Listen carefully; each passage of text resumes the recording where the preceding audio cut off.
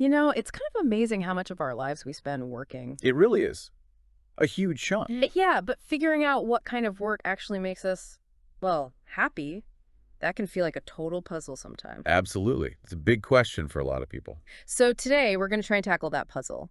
We're doing a deep dive into something called the flower exercise. It was created by Richard Bull. Right, from What Color is Your Parachute?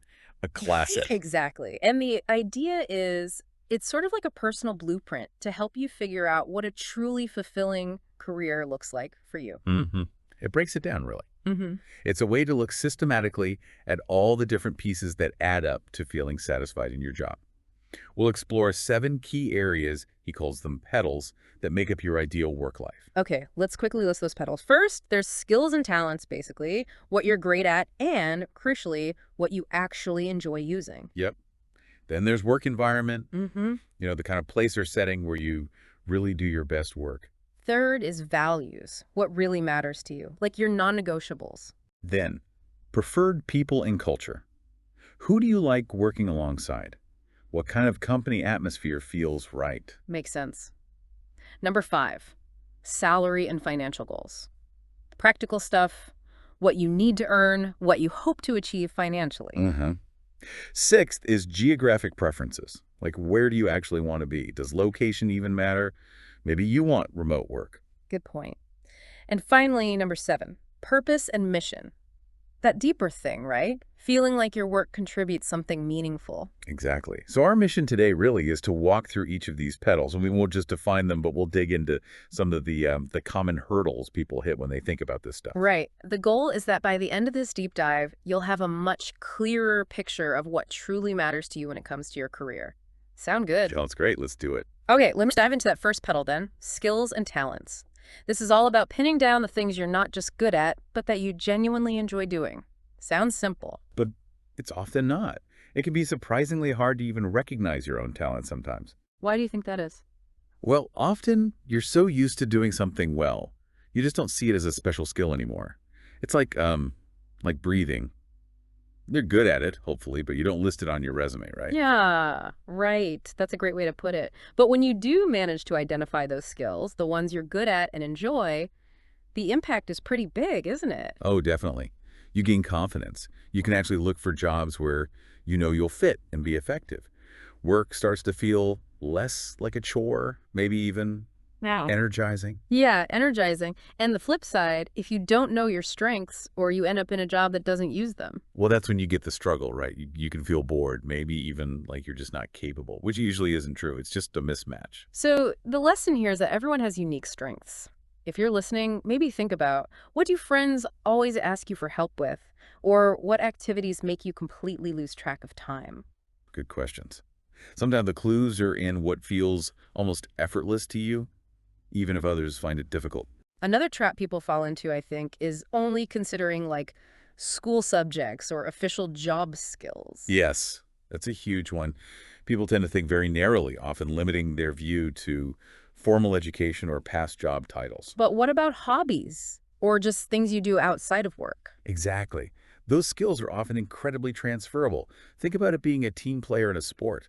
That's collaboration, communication, being creative with Legos as a kid. That's problem solving, spatial reasoning. Totally. Or if you're the one who always organizes group holidays, that's project management, maybe event planning. Precisely. And if you're a great listener, the person everyone confides in, that's a massive skill and feels like coaching, HR, customer support, loads of things. So the benefit of thinking broader is you might suddenly see connections to jobs you'd never have even considered before. It opens things up. It really does. And the risk of not doing that, of staying stuck in that narrow school and work definition, you could miss out on jobs that would be a perfect fit just because you haven't labeled your hobby skills as useful. Right, like that volunteer work you did, maybe leading a team there or running a book club. All valuable. It all counts. Yeah. So the lesson is really challenge yourself. Look beyond the resume, beyond the transcript. What do you genuinely do well and enjoy anywhere in your life? Okay, but what about comparing yourself to others? That seems like another big hurdle here. It's so easy to look at someone else and feel, well, inadequate. It is super easy. You see someone who's, say, an amazing public speaker, and if you're not, you might just shut down about your own abilities. But the whole point of this pedal really is focusing on your specific mix of talents, right? Exactly. It's about appreciating your unique contribution. Maybe you're not the star presenter, but perhaps you're exceptional at deep analysis, or building really strong one-on-one relationships, or spotting details others miss. Those are all valuable skills that companies need. Absolutely. And the risk of that constant comparison is that it just discourages you. You might not even explore fields where your specific, maybe quieter skills are exactly what's needed. So you might dismiss something because you lack one loud skill associated with it, even if you have 10 other relevant strengths. Precisely. So the takeaway is everyone's different. Everyone has a unique skill set. Focus on what you bring to the table. Okay, that makes a lot of sense. Let's move on to the second pedal then, work environment. Right. So this one is all about the kind of physical surroundings, but also the general conditions where you feel most productive, most comfortable. And I guess a common issue here is that many people just haven't thought about it much. You sort of take the environment you're given. Yeah, you often just accept the standard office setup or whatever the norm is without really asking, does this actually work for me? But knowing your preference here, that can make a huge difference to just your daily happiness and how much you get done, can it? Oh, massively. If you know you thrive in, say, a buzzing collaborative space, you can actively look for that. If you know you need quiet focus, you can prioritize that. And the risk, if you don't consider this, is ending up somewhere that just leaves you feeling, I don't know, frazzled, distracted, just generally out of sorts, even if the work itself is okay. Totally. You could be doing work you love, but if the environment constantly grates on you, it's not sustainable. So how do you figure this out? What should people think about? Well, start simple. Where do you naturally feel focused and energized? Is it when you can shut your door and have total quiet? Or do you actually get a buzz from being around other people working? So thinking about things like noise level. Noise level, yes. Mm. Amount of interaction. Do you like an open plan office or do you need your own space? Even things like the visual C, is it cluttered or minimalist? What feels calming versus chaotic to you? And you mentioned it's not just the physical space. No, definitely not. That's a key point. Work environment also includes things like the company culture. How formal or informal is it? What's the pace of work like? Is it frantic or more measured? And flexibility, I suppose, like hours or remote work options. Exactly. Do you need a very structured 9 to 5 day? Or do you work better when you have some control over your schedule? Is working from home sometimes important for your focus or your life balance? These non-physical things are just as critical as the desk you sit at. That actually brings up another point. What about past experiences? If you really disliked a previous job or even a school environment. That's valuable data. Don't just brush off those negative experiences. Dig into why you dislike it. Was it too noisy? Too isolating? Too much pressure? Too little structure? Right, because those dislikes can point you towards what you do want. If you hated constant interruptions in an open office. Then you know to look for environments that offer more focused work time. Paying attention to those past negative reactions helps you avoid repeating situations that you already know cause you stress or make you unhappy. So the lesson isn't just find what you like, but also learn from what you didn't like. Use those clues. Precisely. It's all about gathering information about yourself. Okay, let's shift to the third pedal, values. This sounds important. It really is. Values are those core beliefs, the principles that guide you. What's truly important to you, not just in work, but in life. And how can your work reflect that? And a common problem here, I imagine, is people not really knowing what their core values are, or maybe not having articulated them. Exactly. You might be living by them instinctively, but if you haven't consciously identified them, it's hard to use them as a filter for making big decisions, like career choices. So what's the benefit of getting clear on your values? Well, when you know what they are, you can deliberately choose work that aligns with them. That leads to a feeling of authenticity, of meaning. It makes work feel like it's actually part of you, not just something you do. Which sounds much more fulfilling. It generally is. And conversely, if you don't know your values or you ignore them, you risk ending up in a job that just feels empty. Or worse, one that actively clashes with who you are, which can lead to serious dissatisfaction or even burnout. Okay, so how do you identify them? They can feel a bit abstract. They can. One way is to think about peak experiences. When have you felt really proud or deeply satisfied what was happening? What values were being honored there? Like maybe completing a really challenging project through perseverance. So perseverance is a value. Could be. Or maybe it was helping someone solve a problem, pointing towards the value of service or helpfulness. Hmm. Also, think about times you felt really angry or upset or frustrated. What value is being violated? Ah, okay. Like if you saw unfairness, that points to valuing fairness or justice. Exactly. Those strong emotional reactions are often big clues. Another thing, do values have to be these big, grand ideals, like changing the world? Not at all. That's a really important point. Sometimes people think values have to be these lofty things, but they could be much more personal, more everyday, like valuing creativity or continuous learning or autonomy, having control over your work. Or even just having fun at work? Or maintaining a good work-life balance? Absolutely. Those are perfectly valid values.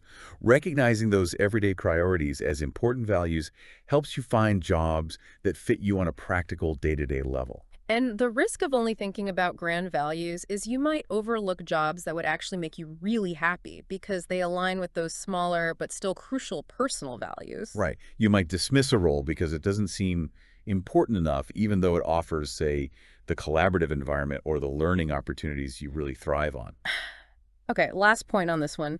What about compromising values, like for a really high salary? Ah, the classic dilemma. It's definitely a temptation. And look, financial security is a legitimate need and can even be linked to values like providing for family. That's But it. consistently acting against your core values, even for good money, usually takes a toll. It can lead to stress, guilt, feeling like a fraud, losing self-respect. So while money matters, It does. But finding work that lets you live in accordance with your values is often key for long-term happiness and sustainability in your career, even if it means sometimes making a trade-off on salary or status. so the takeaway is dig deep.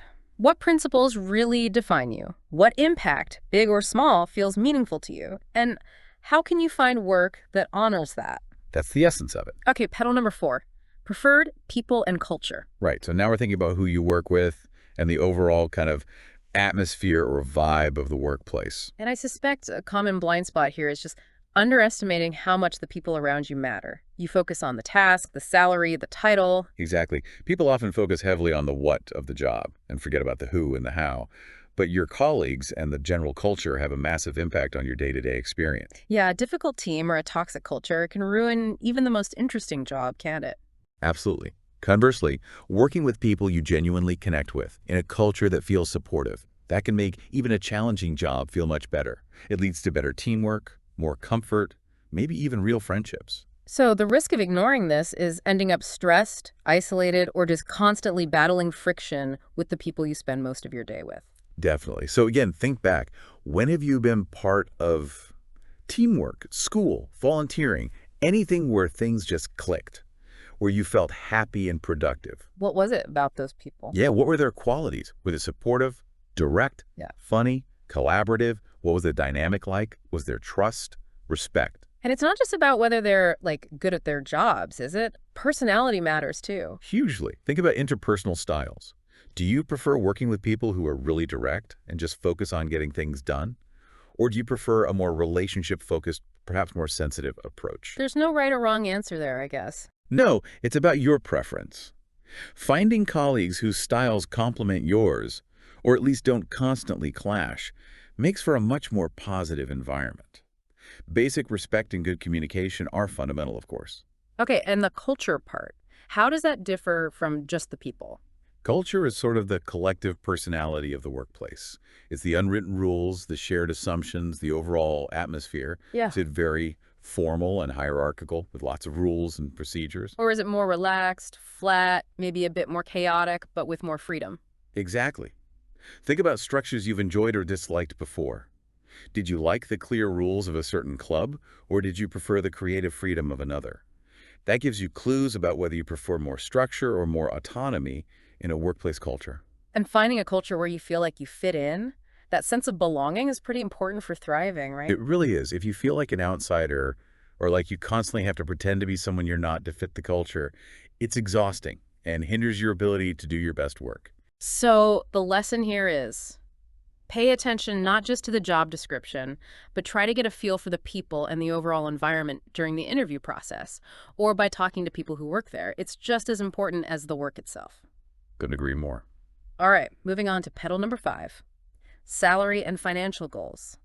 The money talk. Yes, the often uncomfortable but very necessary money talk. Hmm. This is about understanding what you need to earn and also what you aspire to financially through your career. And that discomfort you mentioned, that's a real pain point, isn't it? People feel awkward talking about salary expectations. Very common, but Mm. it's really fundamental. If you don't think about it and articulate it, at least to yourself, it's hard to find a job that actually meets your needs. So the benefit of getting clear on this is pretty straightforward. You can target jobs that actually pay what you need or want, ensuring your work supports your life financially. Right. And the risk of avoiding it is ending up underpaid, struggling financially, or maybe just feeling undervalued, even if you like other aspects of the job. So how should people approach this?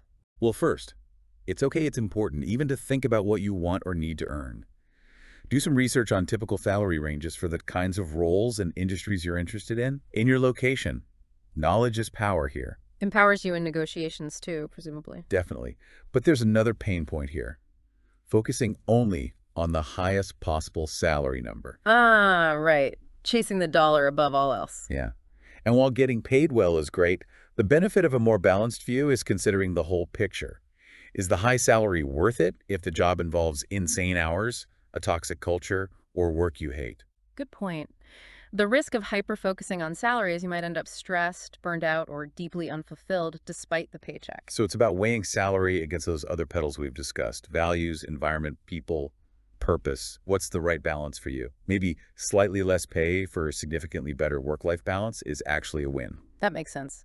Thinking beyond just the base pay, what else should be considered? This is crucial. And another area people sometimes overlook: the full benefits package. Health insurance, retirement plans or pensions, paid time off, disability insurance, maybe even things like tuition reimbursement or wellness programs. Right, those things have real monetary value, even if it's not in your direct paycheck. Exactly. Understanding the value of the total compensation package gives you a much clearer picture of a job's true financial worth. A job with a slightly lower base salary, but amazing health benefits and retirement contributions might actually be better financially in the long run. So the risk of ignoring benefits is potentially leaving significant value on the table, things that provide real financial security or savings down the line. Absolutely. So the lesson is, look beyond the headline salary figure. Consider your needs, your goals, the market rate, the other aspects of the job, and the full value of the benefits package. Okay, well put. Let's move to pedal 6, geographic preferences. Where you want to be. Right. Where in the world or not in the world, if you're thinking remote, do you ideally want to live and work? And a key thing here, maybe a pain point, is not realizing how much location affects job availability for certain fields. Definitely. Some industries are really clustered geographically. Tech in Silicon Valley or Seattle, finance in New York or London, entertainment in LA, you know? So the benefit of thinking about this is you can focus your search realistically. Hmm. If you want to be a marine biologist, you probably need to be near the coast. Right? Pretty much. It makes your search more efficient and targeted. The risk of not considering this is wasting time looking for jobs that simply don't exist in your preferred location. So step 1 is thinking about where you'd actually like to live, considering lifestyle factors too. City, suburbs, rural, climate. All of that. What kind of place supports the life you want outside of work? But what if you feel kind of stuck where you are now, like constrained geographically? That's another common feeling. But the benefit of thinking broadly here is realizing you might have more options than you think. Could you relocate? Is remote work a possibility in your field? Right. Being open to moving or finding remote roles can massively expand your pool of potential jobs. Hugely. The risk of being unwilling to consider other locations or remote options is potentially missing out on your dream job just because it isn't right down the street. So it's about broadening your perspective on location possibilities. Yes. But also, there's a flip side.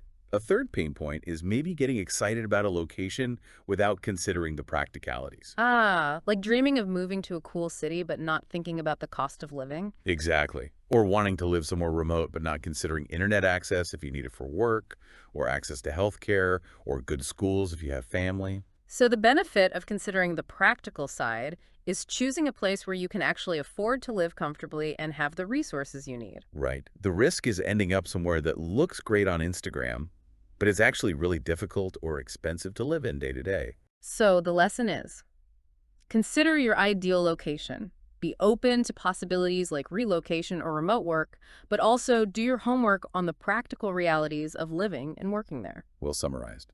It's a balance. Okay, finally, the seventh petal, purpose and mission, the why. Yes, the why. This is about that deeper sense of meaning. What kind of contribution do you want to make through your work? What impact do you want to have? And I think a big hurdle here is people feeling like purpose has to be some huge world-saving mission. That's such a common misconception. It puts immense pressure on people and can feel paralyzing. The benefit of rethinking this is realizing that purpose can be found in all sorts of work at many different scales. Right. You don't have to be curing cancer to feel like your work matters. Absolutely not. Maybe your purpose is helping people navigate complex systems, or creating something beautiful, or making a process run more smoothly, or teaching children, or providing excellent customer service that makes someone's day better. So purpose can be found in making a positive impact on individuals or a team or a community, not just the whole planet. Exactly. The risk of having that overly narrow, world-saving definition is feeling like your work is insignificant, which can be really demotivating. So how do you connect your work to purpose if it's not immediately obvious? Linking back to your values is key. That's pain point number 2 here. Not connecting personal values to that larger sense of purpose. Okay, so if you value, say, helping others. Then finding work where you directly help people, teaching, nursing, social work, even just being the helpful colleague, will likely feel purposeful to you because it aligns with that core value. Or if you value creativity, seeing your ideas come to life might be your sense of purpose. Precisely. The benefit is that your work feels deeply meaningful because it's an expression of what you care about. The risk of not making that connection is feeling disconnected, like your job is just a job, unrelated to what truly matters to you. Okay, that makes sense. But what if you just don't know? What if you don't have this clear sense of purpose figured out yet? That feels like pressure too. And that's the third pain point, feeling like you need to define your ultimate life purpose right now before choosing a career. Yeah, especially when you're younger, maybe just starting out. Exactly. The benefit of easing up on that pressure is it gives you freedom to explore. Your career is a journey, not a destination you have to plot perfectly from the start. So it's okay if your sense of purpose evolves, or if you find it through trying different things. Okay, it's normal, even expected. The risk of rushing to define a purpose is you might choose a path that doesn't actually fit you long term just because you felt you had to decide. So the lesson is, purpose is important, but it doesn't have to be grandiose. It's often linked to your values. And it's okay if it takes time and experience to fully emerge or evolve. Be curious. Pay attention to what feels meaningful along the way. Couldn't have said it better myself. Phew. Okay, so that's all 7 petals. Skills and talents, work environment, values, people and culture, salary, geography, and purpose. When you put them all together, You get a pretty comprehensive picture of yourself and what makes for fulfilling work for you. The flower exercise is really a powerful tool for that kind of self-discovery. it really forces you to think about aspects you might normally overlook. Now, you mentioned a story earlier about Alex. How does that illustrate using these petals? Right, Alex's story is a great example because it shows how these priorities can play out and even shift over a career. Mm-hmm. Alex started out really valuing creativity that was a key petal. So they worked at a toy company, which was a great fit initially. Okay, hitting the skills, creativity, and maybe purpose, making kids happy, petals. Exactly. But then Alex started feeling that the environment petal wasn't quite right. They wanted something more connected to nature. So the work environment petal became more prominent. Yep. So Alex moved to work in a nature center, different industry, but it met that need for a specific environment and maybe tapped into a value around conservation. Makes sense. What happened next? Well, after a while, Alex realized they were really good at organizing events and bringing people together. The skills and talents petal again, but different ones. And they missed being part of a more dynamic team, the people and culture petal. So priorities shifted again. Right. They joined a tech startup focused on community building. That hit the organization skills, the people aspect, and maybe a different kind of purpose around connection. This is a real journey. It is. Then later, Alex found they really valued flexibility and autonomy. Maybe the salary financial goals shifted towards wanting more control alongside values around freedom. Bingo. Bingo. Became a freelance consultant, leveraging their organizational skills and problem-solving abilities across different projects. That fulfilled the need for autonomy and flexibility. And did Alex stop there? Well, the final step in this story is Alex eventually starting their own business. This allowed them to combine all the petals that had become important: creativity, a chosen environment, maybe working from home geography, Hmm. specific values, control over finances and culture, and a clear sense of purpose in the business's mission. Wow. That's a great illustration of how it's not necessarily about finding one perfect job forever, but maybe finding roles that fit the petals that are most important to you at that time. Exactly. It's dynamic.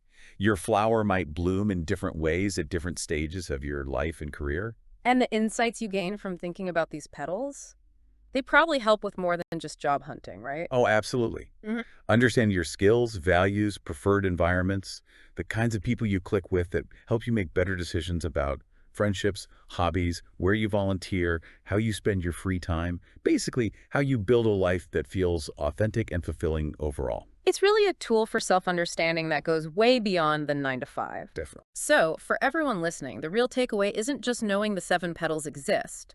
It's about starting to explore your own petals. Yes. What stands out to you right now? Which petals feel really clear, and which ones need more thought? Where are the potential conflicts or trade-offs? Maybe just start jotting down some thoughts on each one after this deep dive. No pressure for perfect answers. Exactly. Consider this the beginning of a really interesting conversation with yourself. The more you explore these different parts of what you want and need, the clearer your path can become. And who knows what amazing discoveries you might make about yourself and your potential future along the way. That's the exciting part. It's kind of amazing how much of our lives we spend working. It really is. A huge chunk. Yeah, but figuring out what kind of work actually makes us, well, happy, that can feel like a total puzzle sometimes. Absolutely. It's a big question for a lot of people. So today we're going to try and tackle that puzzle. We're doing a deep dive into something called the flower exercise. It was created by Richard Bull. Right, from What Color is Your Parachute?